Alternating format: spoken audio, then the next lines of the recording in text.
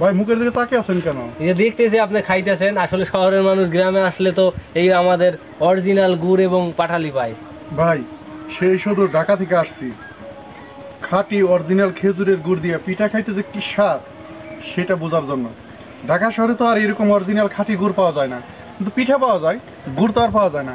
এই গুড়ের স্বাদটা নেওয়ার জন্য এই ঢাকা শহর থেকে যশোরে চলে আসছি। আচ্ছা দর্শক, আপনারাও যারা চাচ্ছেন যে যশোর থেকে অরিজিনাল খেজুরের গুড় এবং পাটালি সংগ্রহ করবেন বা আপনারা কিভাবে অনলাইনে অর্ডার করবেন, এই দেখেন একদম সহজ একটা পদ্ধতি। যশোরের কয়েকজন যুবক মিলে কৃষি ও সেবা এই টিম আপনাদের যে কোনো এলাকায় বাংলাদেশের মধ্যে খেজুরের অরিজিনাল গুড় এবং পাটালি পৌঁছে দেওয়ার লক্ষ্যে কাজ করছে। আপনারা চাইলে অর্ডার করলেই আপনার যে কোনো এলাকায় এই খেজুরের গুড় এবং পাটালি আপনি নিতে পারবেন। ভাই তো শুধু কি খাইবেন নাকি বাসায় লয়ে যাবেন?